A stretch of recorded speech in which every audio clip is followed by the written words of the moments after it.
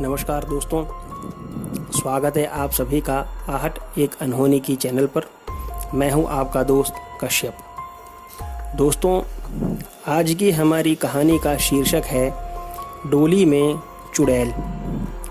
कहानी में आगे बढ़ने से पहले अगर आपने मेरी चैनल को सब्सक्राइब नहीं किया तो अब कर लें और बेल आइकन को भी दबा दें ताकि आपको मेरी वीडियोस की नोटिफिकेशंस मिलती रहे। दोस्तों, हमारी आज की कहानी के लेखक हैं भूषण जी। तो आइए चलते हैं हमारी कहानी की ओर भूषण जी के लेखन से। दोस्तों, ये कहानी सच है या एक दंत कथा या फिर काल्पनिक कहानी, ये मुझे नहीं पता, लेकिन इस बात की चर्चा हमारे गांव में आज भी होती है कि बदरू की दुल्हन के रूप में डोली से एक चुड़ैल उसके घर में उतरी थी। दोस्तों, डोली को हमारे गांव में मियाना भी कहते हैं। तो कहानी कुछ यूँ है कि करीब 70 साल पहले बदरू की शादी हुई थी, जो हमारे गांव का एक नाई था।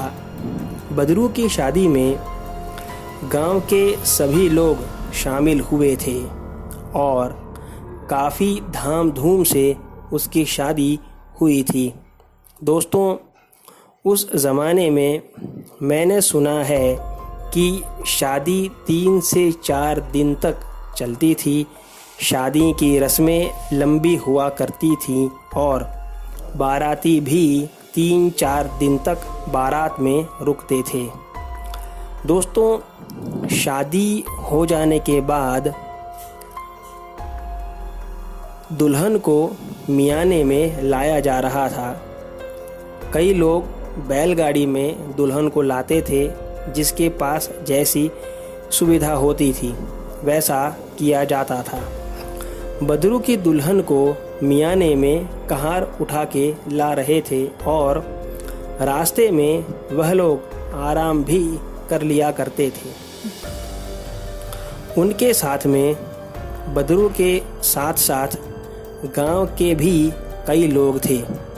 दोस्तों, एक जगह जहां कहारों को काफ़ी थकान लगी तो उन्होंने डोली उतार कर थोड़ी देर सुस्ताने का फैसला किया। लेकिन तभी गांव के एक बुज़ुर्ग ने कहा कि यहाँ पर मियाना मत उतारो और यहाँ से जल्दी से मियाना उठाओ और आगे बढ़ो।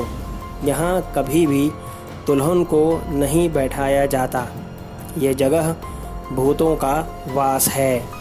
तभी बदरू भी कहने लगा कि ठीक है चाचा, ऐसा ही होगा। यूँ कह के उसने कहारों से कहा कि आगे जाके सुस्ता लेना, लेकिन यहाँ पर डोली मत उतारो।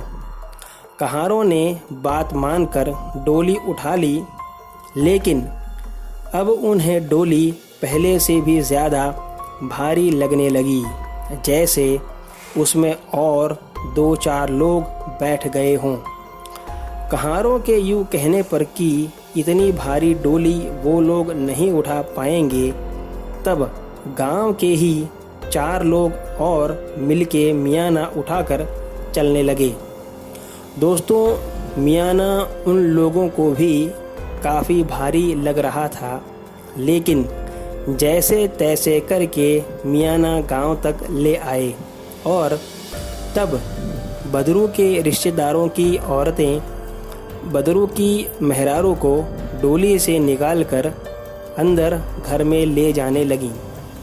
दोस्तों, नई दुल्हन का घर प्रवेश कराते वक्त बदरू की दुल्हन को जब कहा गया कि लोटे को ठोकर मार के गिरा दो, तब उसने पूरा लोटा पांव रखकर मिट्टी में धंसा दिया।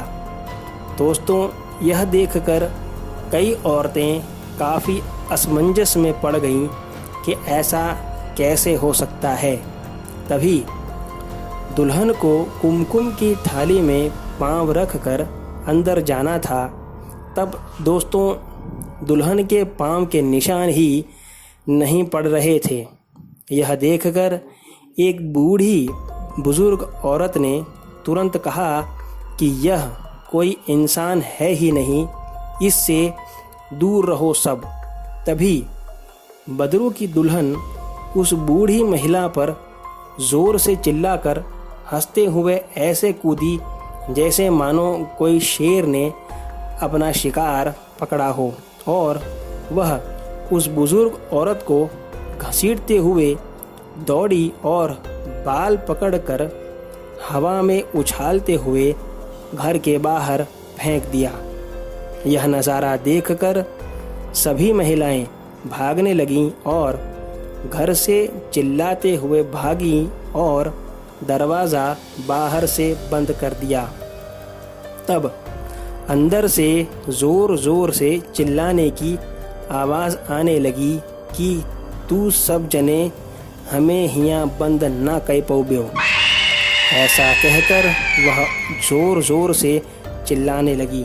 तभी वहाँ मौजूद पंडित जी सारा माजरा समझ गए और उन्होंने दुर्गा यज्ञ से अभिमंत्रित जल बदरू के घर पर छिड़का और वही जल दरवाज़ा खोल के बदरू की बीवी पर भी छिड़का। तब तुरंत वह एकदम से ज़मीन पर गिर गई और होश आने पर उसे कुछ याद नहीं था कि उसके साथ क्या हुआ था या उसने क्या किया था। दोस्तों, ये थी भूषण जी की कहानी। दोस्तों, ये कहानी आपको कैसी लगी ये मुझे कमेंट बॉक्स में ज़रूर बताइएगा। मिलते हैं अगली कहानी में, तब तक के लिए स्टे सेफ। धन्यवाद।